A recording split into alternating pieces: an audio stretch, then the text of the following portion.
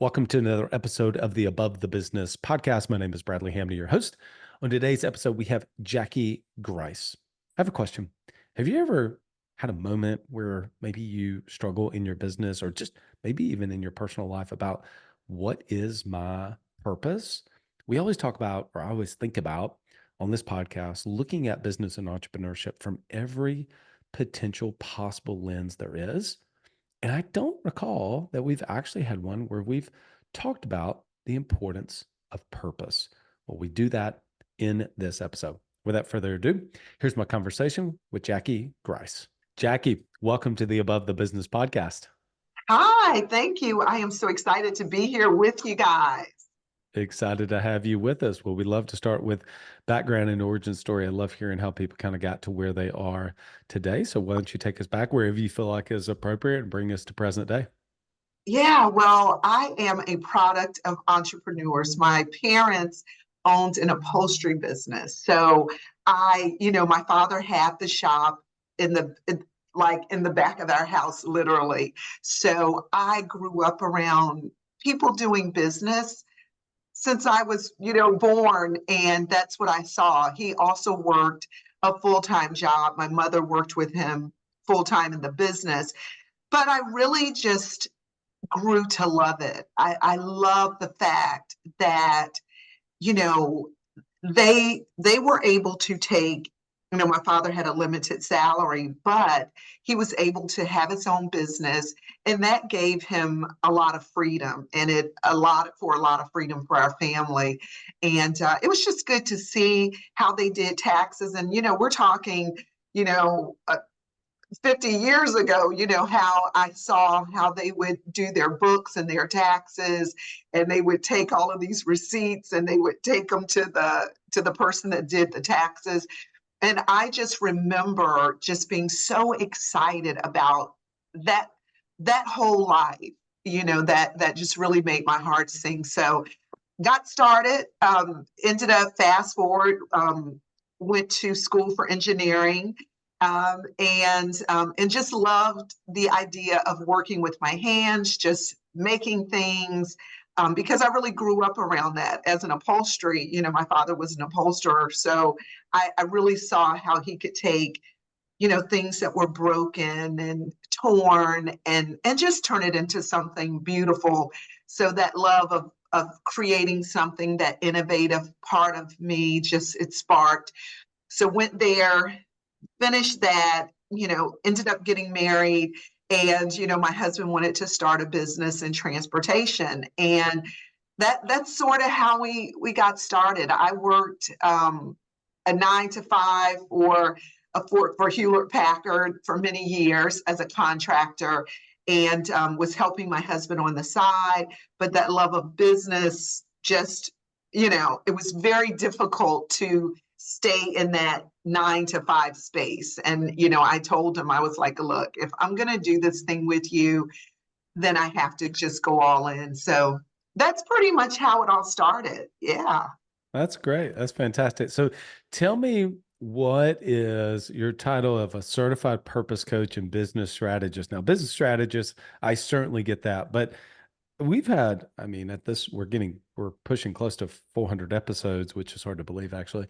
Maybe 250 of those or so are interviews. But what does it mean to be a certified purpose coach? So 2020, so we're in transportation, right? And COVID hits. We were probably up there with restaurants. It was like the worst business to have. Hmm. And it literally, like they say, the wheels of the bus, they didn't go around and around, they came to a screeching halt. And so I literally sat under a tree. I really believe in silence. I believe in meditation. And I sat under a tree in my front yard for 2 days saying, okay, what am I supposed to do? Um, this can't be the end of it. And out of those 2 days in silence, came this part and this version of me that I didn't even know existed. So I ended up going into coaching. But the biggest part was what I realized is that, a lot of times people didn't understand their purpose. They were doing things that were really good things, but they weren't doing things that they were purposed to do. Hmm. And a lot of times, even if they found out what their purpose was, they didn't know how to take that purpose, to cause that impact, influence, and to build an income. So I started the journey of becoming a certified coach. And I just help people. I sit down with people and I really help people discover what their purpose is, what they feel that they were actually put on this earth to do. And I show them how to take that and strategize those things to build a business. So that's the certified purpose coach. So I became certified as a coach, and really my niche is dealing with people just really discovering and understanding their purpose. What are some of the first things that someone listening to this, that if they're struggling, maybe that they've had a lot of success in business? So it's interesting. I think that if we're struggling in business, um, or with our businesses, which is Mhm. obviously our listening audience, I mean, I think it's pretty obvious. We like the challenge. We don't think about it as far as embracing the challenge in the moment. We're just like, oh my gosh, I gotta get this business turned around. So what I'm saying is that a lot of times, I certainly, when the business is struggling, I don't think about my purpose. I'm just like, I gotta turn this thing around. But interestingly, when oftentimes the business is doing well and we're achieving goals or qualifications for certain things, it can feel a little empty, right? It can feel Yeah, a little empty. And I was like, I thought it would feel a little different. And those are the moments yeah. that I do reflect a little bit more on purpose and my mission that I'm on. And is this really what I wanted to be able to do? Have you found that other people have expressed that in the context of, well, specifically business owners? And then, kind of a part two question to that is, what are some of the strategies you would have someone to do just listening to this podcast? Yeah, so you're absolutely right. A lot of times when you are, you're making the money, you're busy, like they say, booked and busy, and you're doing all the things, sometimes you find yourself saying, is there more? Is there more? And that's sort of where I was under the tree. It was, okay, we've built this multi-million dollar business, right? And I'm sitting under the tree and I'm like, okay, I've now, I feel like I'm on the brink of losing this thing that I've just been consumed with. And it's been like, I've done this every day. This is what I do. This is who I am. And it really took me to be on that verge of, what if that part did not exist? Who am I? What is it that I'm really here to do? And I think the good news is that while you're doing well and while things are, you're successful, is to really take that time to say, what else is there for me to do? Because at the end of the day, that is the thing that will fill your soul. I think we all go through that. We're as high achievers, as business owners, we get to a place where we're like, okay, it's got to be a little bit more. It's something's missing. And I think that that is exactly, you know, the person that I'm speaking to that has done really good things and great things and that have made great achievements. But at the end of the day, and that's what I realized, is that, wow, if this business was taken away from me, what because I hadn't worked on purpose. I hadn't worked on what is it that I'm really passionate about. And I had to really dig deep and find out that the one thing that I love above transportation was I love business and I love helping other people grow their dreams. And I love to be a part of helping my community and employing people in the community. Those were the things that really, you know, drove me. And I think that absolutely a lot of people get to that point where, and especially, and I call these people, there are three types. You can be on the shore as a business owner. You can be in shallow water, and then you have those that are in the deep, and that's when you're running, you have more, 20, 30, 40 and up 100 employees, and you're making multi-millions of dollars. Is that you find yourself out here in the deep end, and sort of not really, or you focus so much on building the business that you didn't look at what really mattered. And I think that, to go to the part B of that question, some of the things to do is to really get quiet, you know, to really just get quiet. You know, I take a day a week, and a lot before this, I wouldn't dare do it because I felt like I had to work and I had to grind all the time. But what I found out is just by taking a day out of my work week and just getting quiet, meditating, writing down those things that really mattered, where I really wanted to take my business, how I wanted to build more of a soul centered business, not just, and when I say soul centered, I mean a business with purpose.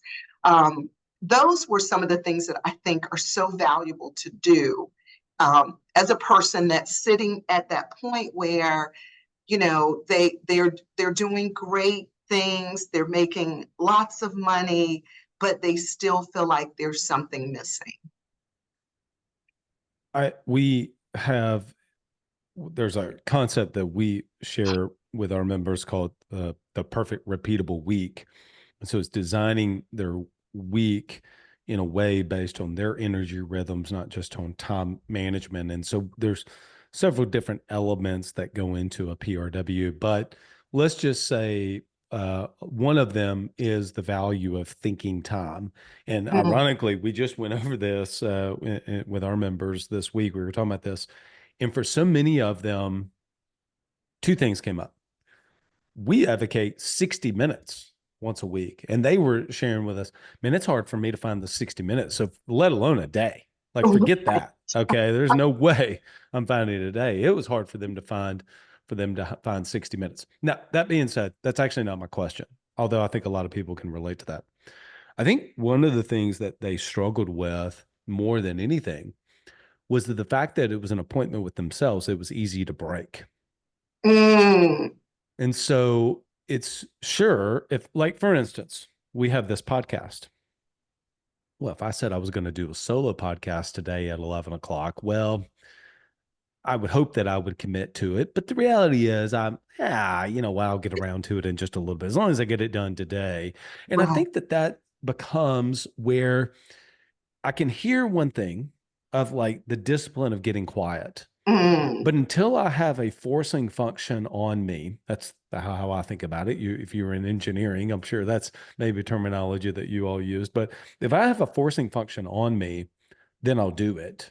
If I put myself in the right environment, I'm around other people, and we get and we're quiet, and we go to think, and we go to sit around a tree because then everybody else went and did that, then I'll do it.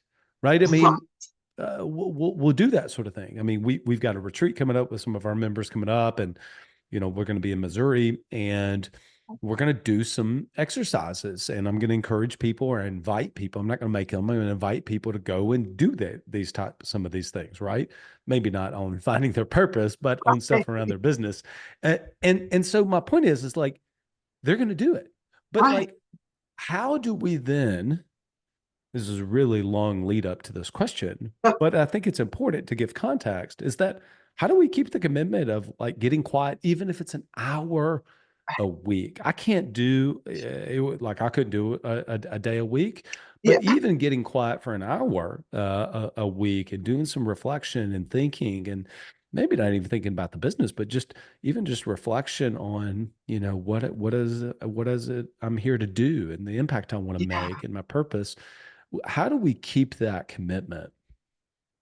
That's such a good question because when I really started, in my business, really telling people about getting silent and how that can really help you make quantum leaps in your business, no one wanted to hear. No one wants to hear to get silent. Come on, give me something else. Give me Mhm. the 5 keys to success and all that, and it is very difficult.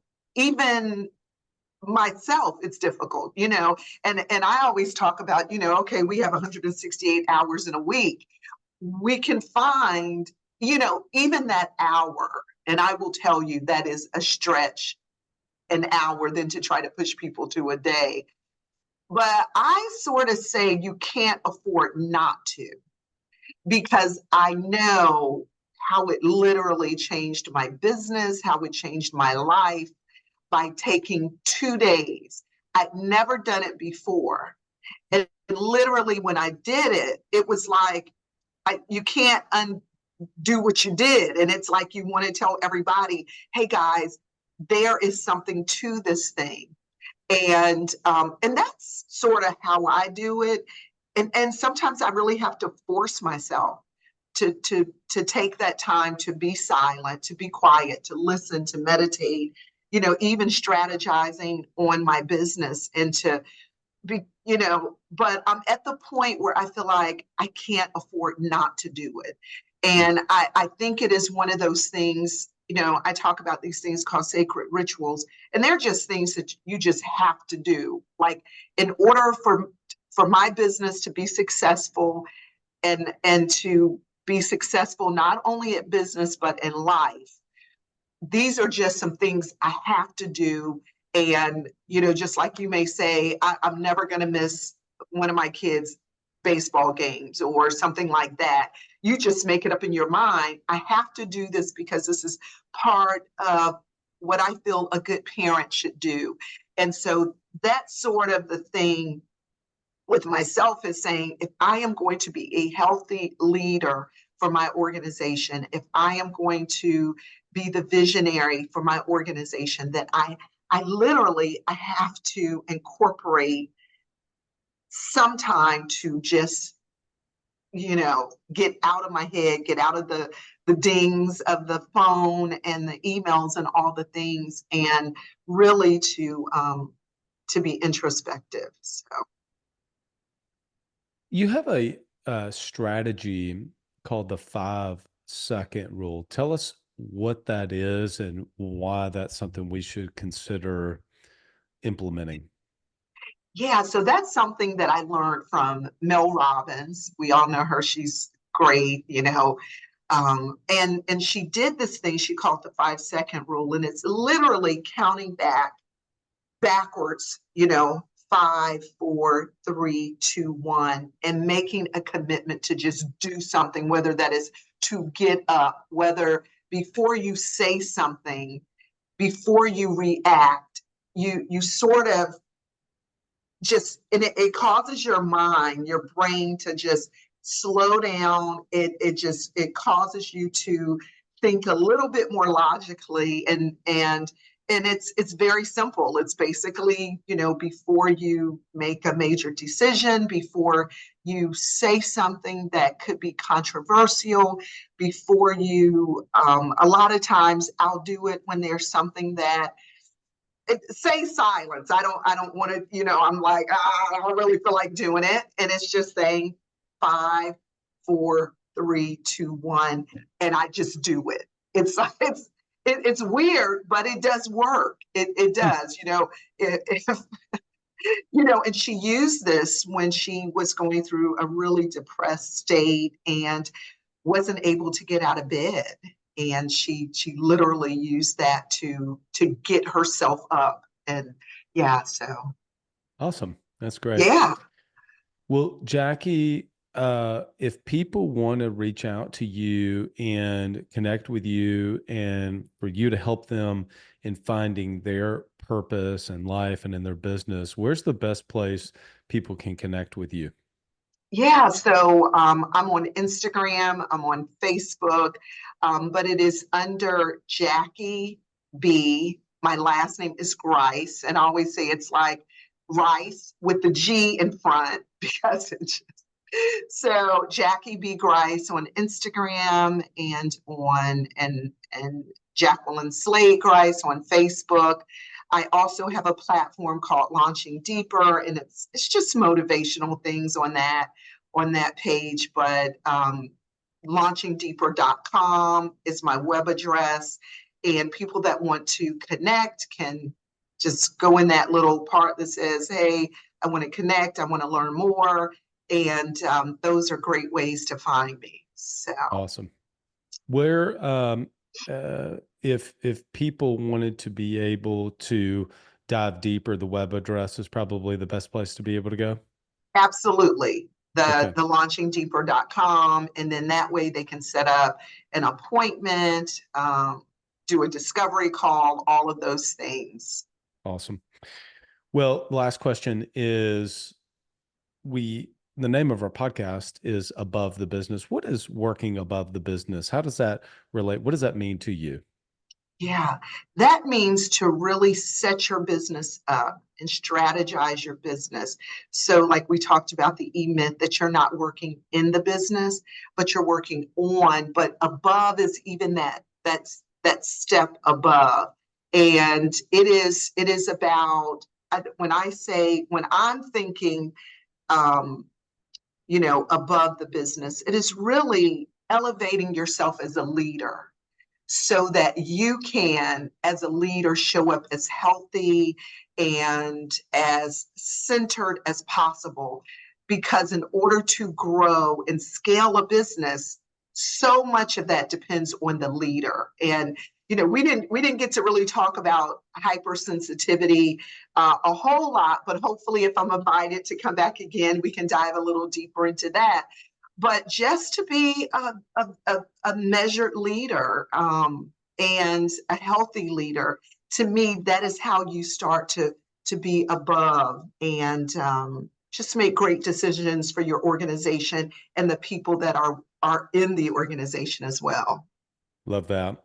A few things that stood out to me from what you mentioned. I think just again, a reminder for me personally, I think for our listening audience, the value of getting quiet and making that commitment to yourself on a regular routine, even in 60 minutes once a week. And the follow up to that, when you said, you just simply can't afford not to. And I think that that's a reframing of like, instead of I need to, it's something I want to do because you begin to see the value that comes from it. So if you can just take that step initially to do it, maybe for the first time, you can begin to see the trickle down effects of how it affect, you and your business. And I think also kind of the reminder, I've not read Mel's book, The 5 Second Rule, but it did make me think about something I believe Alex Hormozy has talked about, which is basically the time difference between when I think I should do something and when I actually get to work and doing it.